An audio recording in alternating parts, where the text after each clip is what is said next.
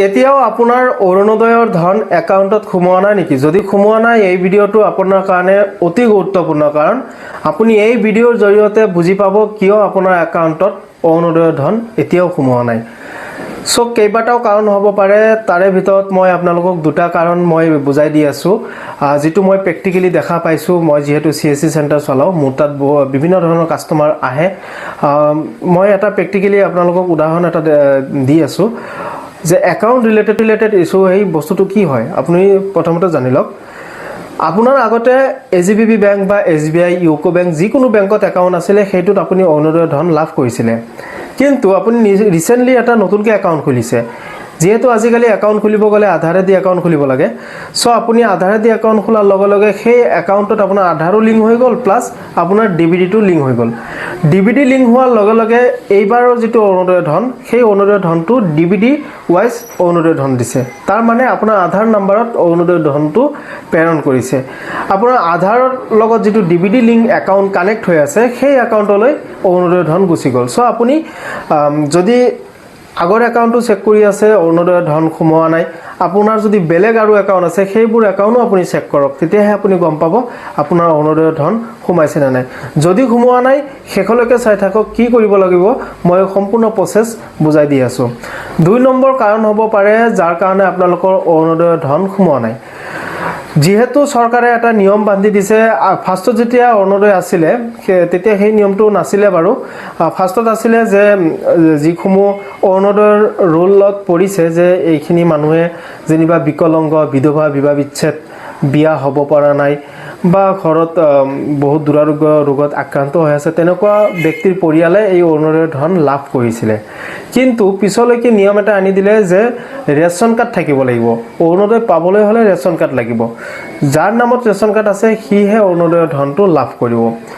ইয়াত প্ৰশ্ন এটা হ'ল যে ইয়াত বহুতো অৰুণোদয় হিতাধিকাৰী আছে বোৱাৰী, কিন্তু সেই অৰুণোদয় হিতাধিকাৰীজন যিটো ৰেচন কাৰ্ডত আছে, যিটো চাউলৰ কাৰ্ডত আছে, সেই ৰেচন কাৰ্ডটো একচুৱেলি তেওঁৰ শাহুমাৰ নামত আছে।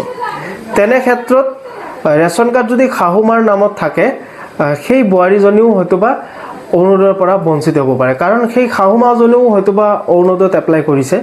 দুয়োটা এপ্লিকেশ্যন যেতিয়া পাইছে তাতে নিশ্চয়কৈ ৰিজেক্ট হৈ গৈছে চাগে। সো এনেকুৱা বিভিন্ন ধৰণৰ কাৰণত আপোনালোকৰ অৰুণোদয়ৰ ধনটো সোমোৱা নাই।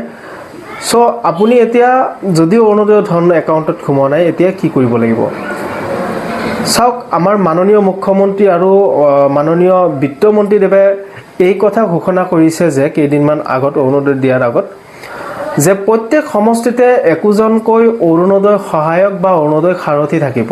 সেই অৰুণোদয় সহায়ক বা অৰুণোদয় সাৰথীজনে যাৰ যাৰ একাউণ্টত পইচা সোমোৱা নাই বা কোনোবা এনেকুৱা বেনিফিচিয়াৰী আছে যোগ্য হিতাধিকাৰী কিন্তু অৰুণোদয়ৰ ধন লাভ কৰা নাই, তেনেকুৱা এপ্লিকেশ্যন নতুন আবেদনো তেখেতৰ তাত আপোনালোকে কৰিব পাৰিব। বা যদি আগে পিছে অৰুণোদয় পাই আছিলে, এতিয়া বন্ধ হৈ গ'ল, তেনেকুৱা প্ৰব্লেমবিলাকো সেই মানুহজনে বা সেই অফিচাৰজনে সলভ কৰি দিব। সেই অফিচাৰজন ক'ত বহিব এই কথাটো এতিয়াও ডিক্লেয়াৰ হোৱা নাই, আৰু কোন হ'ব অফিচাৰজন এতিয়াও ডিক্লেয়াৰ হোৱা নাই। সো আপোনালোকে মোৰ ভিডিঅ'বিলাক চাই থাকিব, মোৰ চেনেলত আপোনালোকে ফ'ল' কৰি চাই থাকিব। মই আপডেট পোৱাৰ লগে লগে আপোনালোকক দি দিম। প্ৰত্যেক সমষ্টিতে একোজনকৈ অৰুণোদয় সহায়ক বা অৰুণোদয় সাৰথী থাকিব। সেই অফিচাৰজন হয়তোবা ব্লক অফিচত, নতুবা চাৰ্কল অফিচত, নতুবা CDC অফিচ, যাক আমি সমজিলা বুলি কওঁ, বা DC অফিচত সেই মানুহজন থাকিব, অৰুণোদয় সাৰথী বা অৰুণোদয় সহায়কজন। সো আজি এইখিনি আছিলে, আপোনালোকক ইনফৰমেশ্যনটো দিলোঁ। যদি ইনফৰমেশ্যনটো পাই ভাল পালে আপোনালোকে নিশ্চয় লাইক, কমেণ্ট, শ্বেয়াৰ কৰিব। আৰু যদি ফেচবুকত চাই আছে আপোনালোকে গ্ৰাম ইনফটেক চেনেলটো ফ'ল' কৰিব, আৰু যদি ইউটিউবত চাই আছে ছাবস্ক্ৰাইব কৰিব। ধন্যবাদ।